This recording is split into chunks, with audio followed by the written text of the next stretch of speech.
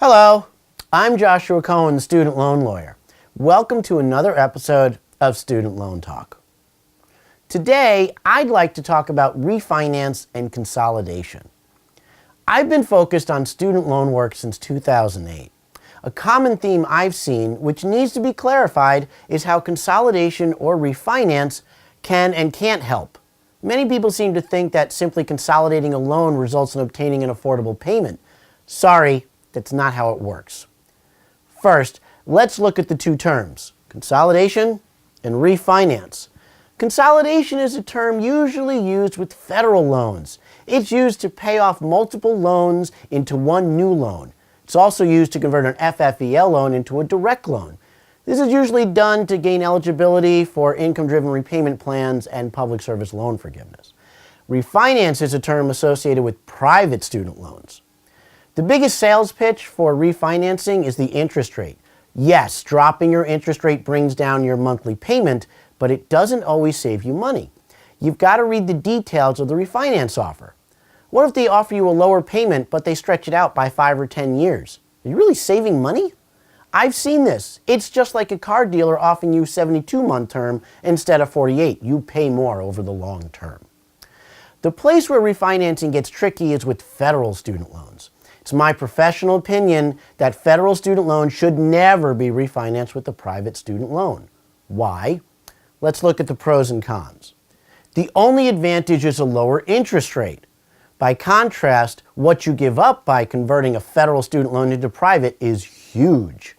You give up flexible payment options under the income-driven repayment plan. You give up career-related forgiveness programs like public service loan forgiveness. If you work for a government or a 501c3 nonprofit, or if you're a teacher, you get teacher loan forgiveness. And then there are the discharges. Federal loans can be discharged for disability or death.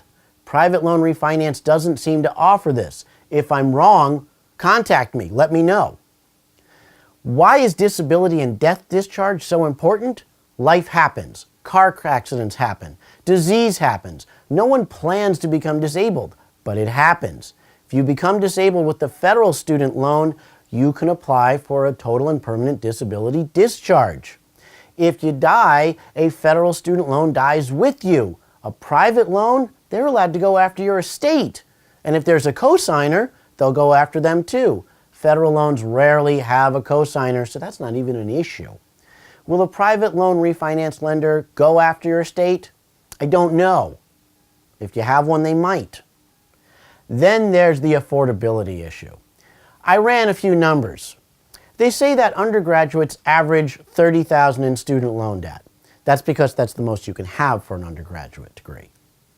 Now, the regular 10-year payment on $30,000 at 4.3% is about $310 a month. If that's not affordable, apply for an income-driven repayment plan.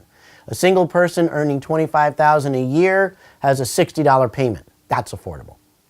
What about graduate students with balances north of $75,000 at 6%? The 10-year payment on that is over $800. Even if you refinance it, lowering it to 4% and stretch it to 25 years, the payment's $400. If you can afford that, great. But what if you're married with 2 kids and your family income is only $65,000? An income-driven repayment will cut your payment in half. What if your balance is double, $150,000? Even at 4% on 25 years, your monthly payment is $800. Again, married with 2 kids and a family income of $100,000 gets you an IDR payment of just over $500.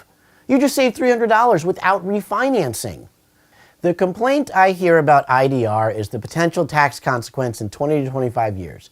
Yes, the amount not paid after 20 to 25 years of IDR payments is forgiven. The law right now says the Department of Ed will issue a 1099-C, cancellation of debt. On the last example with a balance of $150, there could be a balance of $60,000 or so left.